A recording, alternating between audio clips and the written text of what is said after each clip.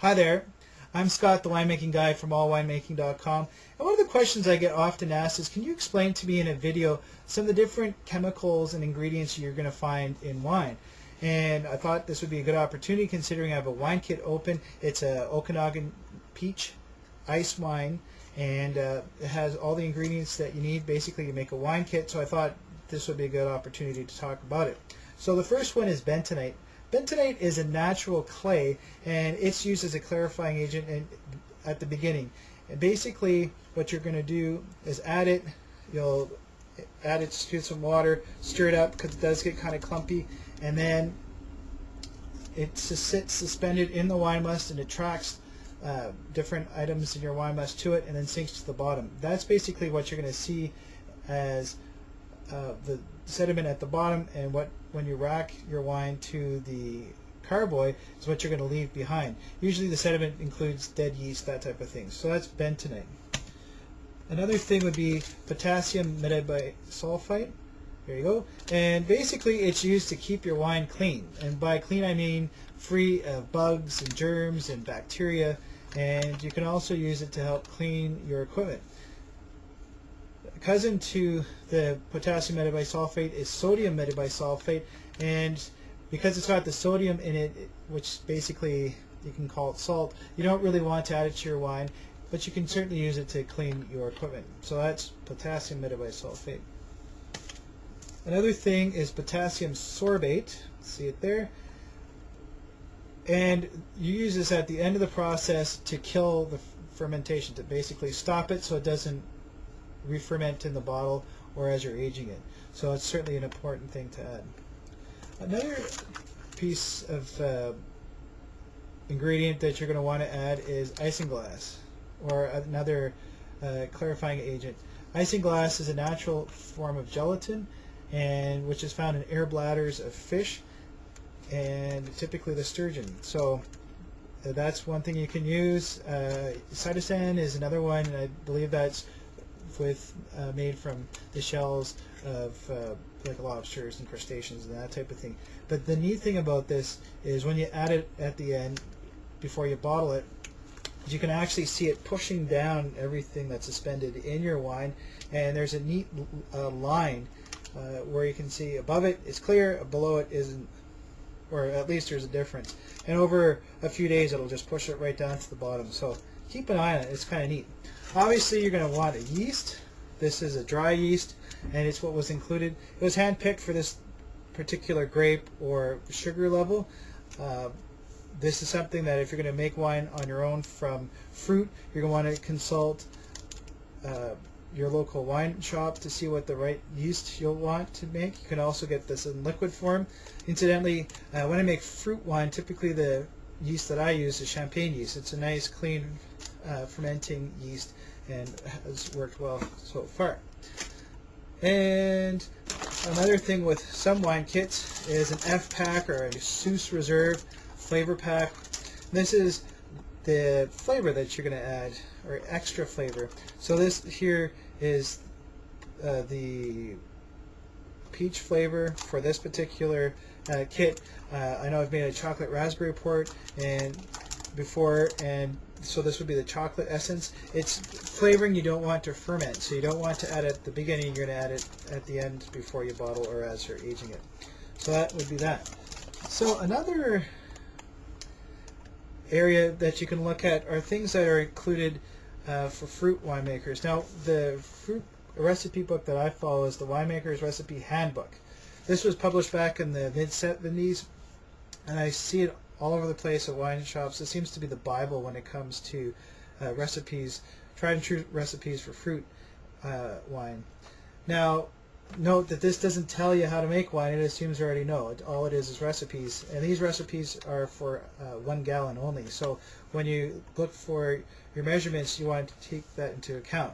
So I thought what I'd do is talk about some of the ingredients that are included in most of these recipes, outside of the fruit and the water and the sugar. So for example, you're going to have an acid blend. An acid blend, you can buy, these things are extra things you'd buy at your wine supply store, by the way. So an acid blend just beefs up the acidity level and gives it your wine some tartness. So that's an acid blend. Pectic enzyme. You'll find that, I guess you should say that the fruit wines, typically the ones with stones, so like peaches, cherries, plums, that type of thing, have a lot of pectin in them.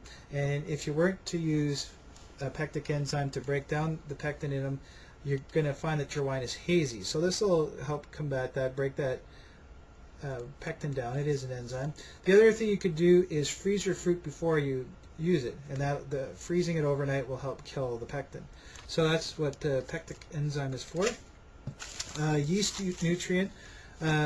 Some fruits, actually most fruit, need a bit of jump starting for the fermentation to happen, so that's why you use yeast nutrient. It's basically just food for your yeast. And also you'll find in most are Camden tablets. Now Camden tablets are tablets, just like pills or vitamins you'd use if you're following that type of thing. But it's basically just sodium metabisulfite in pill form. Now usually you want that crushed before you use it. But I think it's more to help measure.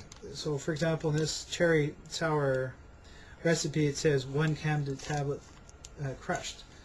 Again, depending on the amount of gallons you wanted to use, you just use the proper number of Camden tablets. So there you go. And again, sodium metabisulfite is used to kill germs. So in most fruit recipes, what you're going to do is for the first 24 hours, you're going to add everything except for the yeast, and so that'll give an opportunity for the Camden tablets to kill any germs or bacteria that's on the fruit. So that's that. And the other thing similar to bentonite is sparkaloid, so it's another clay that's used to clarify your agent. So there you go, sparkaloid. And the last thing I wanted to talk about was a cleaning solution that you can use called Diversol. There's also Saniton, Be Bright, I believe, is another brand. But basically, it's a bleach-based cleaning solution. It's a powder. In this case, with Diversol, you're going to add 1.5 teaspoons per liter of water. You're going to sink your equipment and soak your equipment in it for about 20 minutes. And it's usually the first step in cleaning my equipment that I use. Because it's bleach-based, it's not something you want to consume. So make sure, of course, that you rinse thoroughly after you use it, and then you can follow it up with a sodium or potassium metabisulfate solution to give it that final sterilizing. So good stuff. I should also point out that if you have equipment that's stained, that the bleach in this will just nicely clean that out for you.